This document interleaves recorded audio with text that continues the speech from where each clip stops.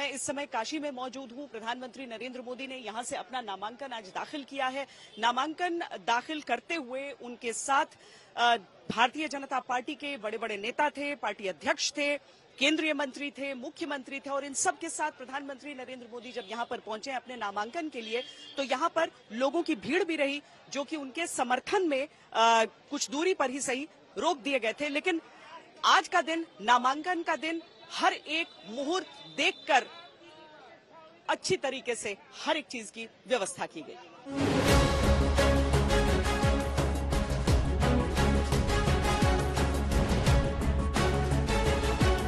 नामांकन हुआ है, कैसा रहेगा मुकाबला? बहुत जबरदस्त रहेगा। मोदी जी हमारे 1,10 लाख वोटों से ज्यादा ही। कोई मुकाबला नहीं है यहाँ। प्रधानमंत्री जी के आगे कोई मुकाबला नहीं है, एक तरफा चुनाव है।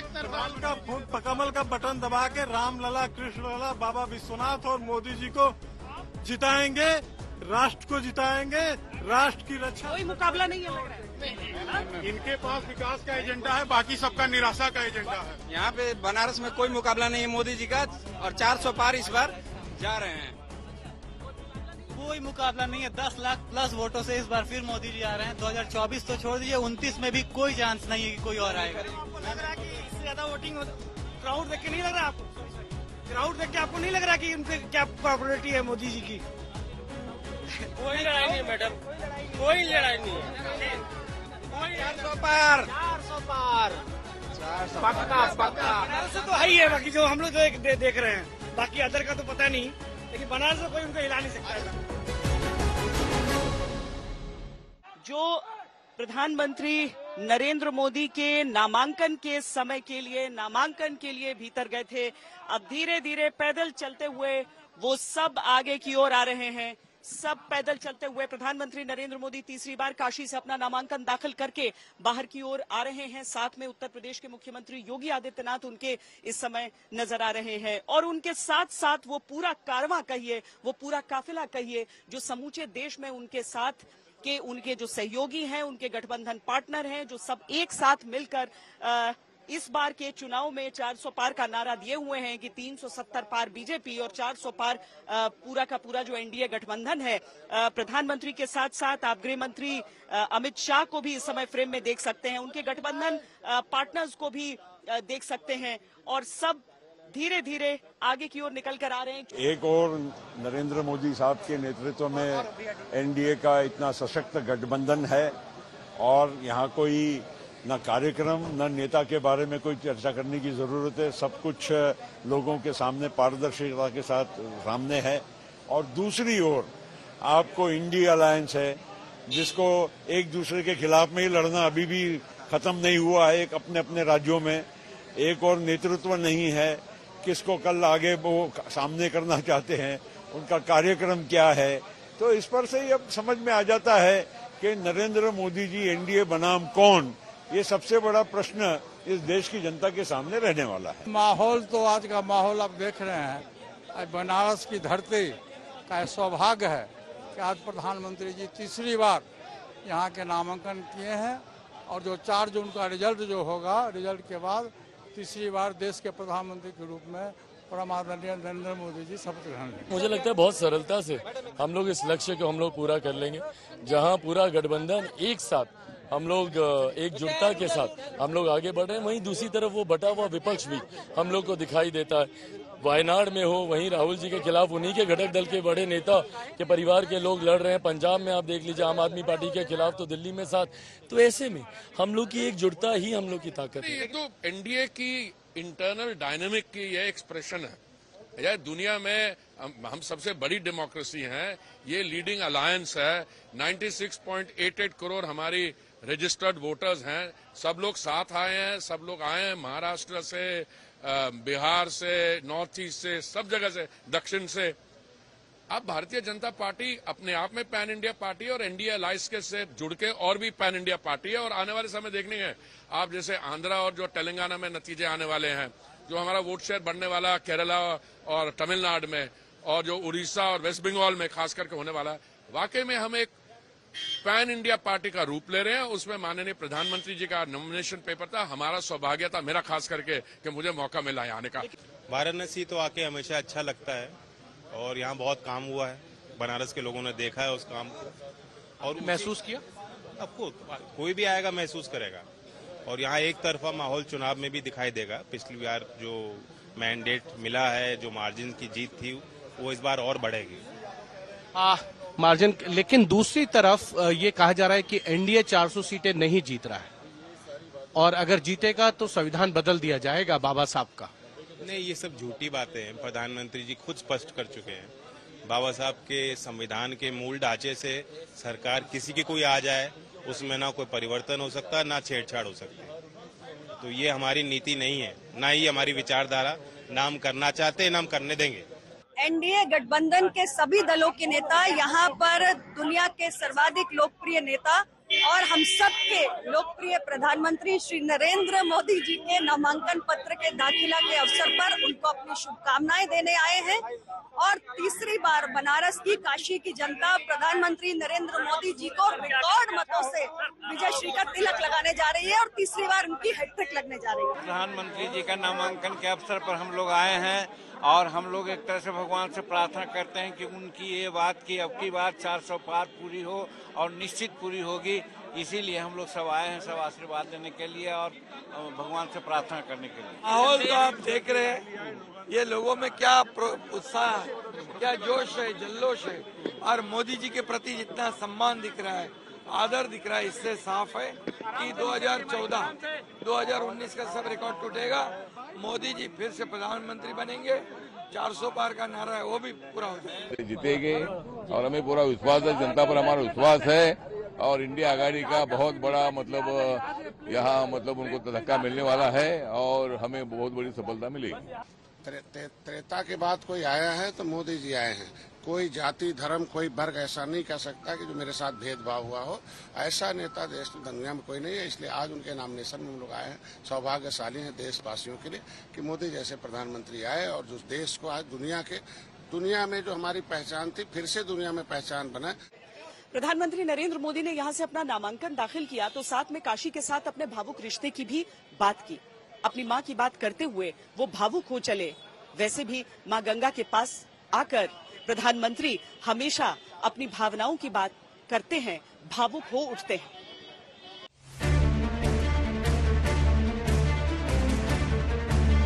मुझे तो मां गंगा ने बुलाया है। मैं हमेशा भाव रखता हूँ कि मां गंगा ने मुझे गोद लिया है। मुझे देखते ही देखते बनारस ही बना दिया।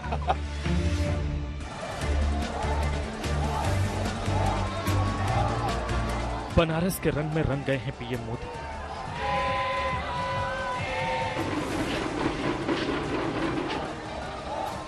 ऐसा अथाह प्यार, ऐसी उमंग, भव्य स्वागत, भाव विभोर करता उमड़ता प्यार का समंदर, ये सब कुछ इस बनारसिया के लिए है।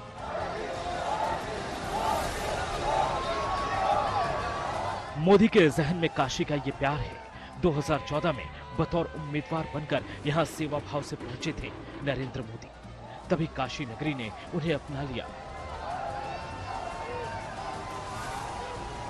मां गंगा के पावन पवित्र धारा से पवित्र हुई इस धरा पर मैंने नामांकन के दिन जब फॉर्म भरा, अपना पर्चा भरा था, उसी दिन मैं मानता हूं, मैं भले ही निकला था उम्मीदवार बनने के लिए, मैं तो इस धरती का बेटा बन गया।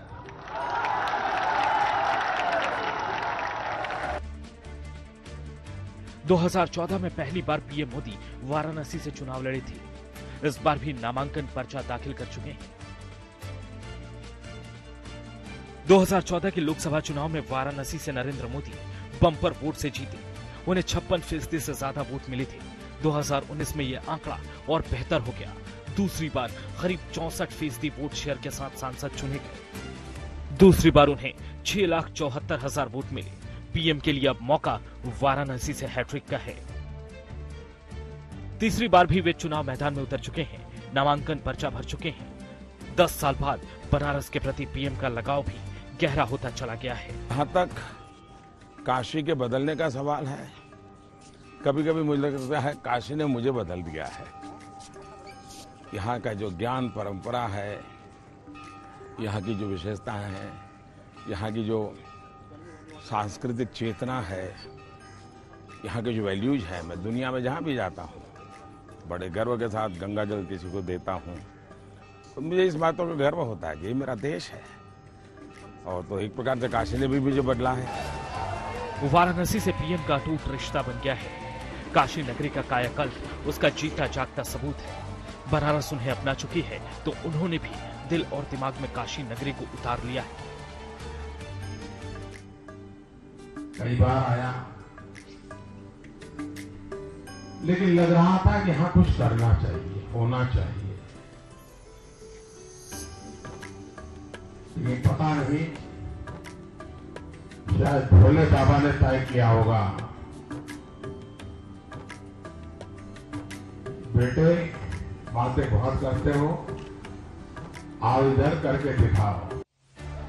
काशी का इतिहास विशाल है। ये भोले नगरी हिंदू आस्था का अहम केंद्र है। यहाँ कोने कोने में सनातन संस्कृति की झलक है।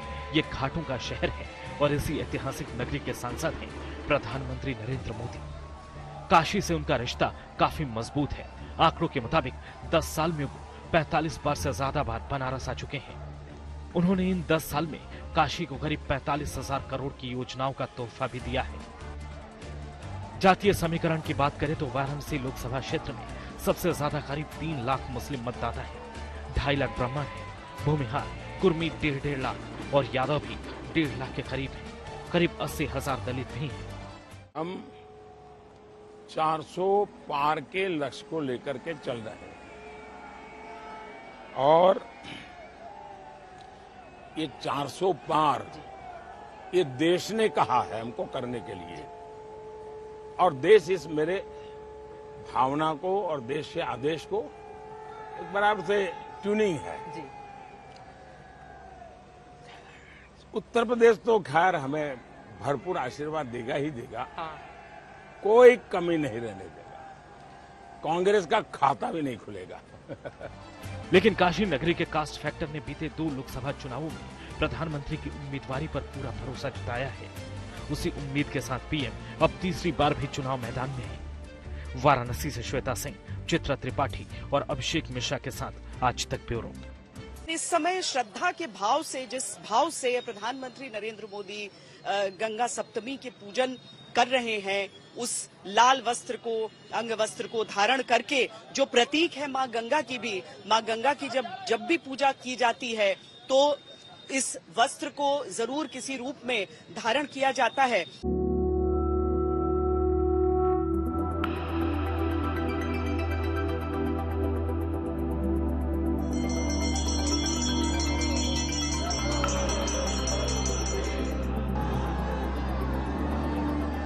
दिल्ली की कुर्सी पर हैट्रिक के इरादे से पीएम मोदी ने नामांकन पर्चा भरा और बता दिया कि एनडीए 400 पार के लक्ष्य को पूरा करेगा। हम 400 पार के लक्ष्य को लेकर के चल रहे हैं और ये 400 पार ये देश ने कहा है हमको करने के लिए, और देश इस मेरे भावना को और देश के आदेश को एक बराबर से ट्यूनिंग है। प्रधानमंत्री मोदी ने नामांकन करा दिया। इस चुनावी प्रक्रिया से पहले उन्होंने कल कल करती गंगा को नमन किया। पीएम का पावन गंगा से जुड़ाव जग जाहिर है, लिहाजा नामांकन से पहले पीएम मोदी दशाश्वमेध घाट पर पहुंचे। वहां प्रधानमंत्री ने मंत्रोच्चार के बीच गंगा की पूजा अर्चना की। उन्होंने गंगा की बहती धारा में पुष्प अर्पित किए, फिर दुग्धाभिषेक किया। उन्होंने आरती भी उतारी और नामांकन से पहले काशी नगरी के प्रति समर्पण का संकल्प लिया। 20 मिनट से ज्यादा वक्त तक पीएम मोदी गंगा किनारे रुके। पूजा पाठ के बाद पीएम क्रूज पर पहुंच गए, जहां उन्होंने आज तक से एक्सक्लूसिव बातचीत की। इसलिए मैं हमेशा भाव रखता हूं कि मां गंगा ने मुझे गोद लिया है और मां के जाने के बाद मुझे ये भाव और ज्यादा तीव्र हो गया है। मेरे रग रग में, मेरे भाव विश्व में मां गंगा ने उस रिक्तता को भरा है। गंगा की आरती और पूजा अर्चना के बाद प्रधानमंत्री मोदी काल भैरव मंदिर पहुंचे। पीएम के पहुंचने से पहले ही सीएम योगी आदित्यनाथ अंदर मौजूद थे। वहां मुख्यमंत्री ने प्रधानमंत्री का स्वागत किया। मंदिर के पुजारियों ने भी विधिवत मंत्रोच्चार कर पूजा पाठ कराया। प्रधानमंत्री ने काल भैरव की आरती उतारी।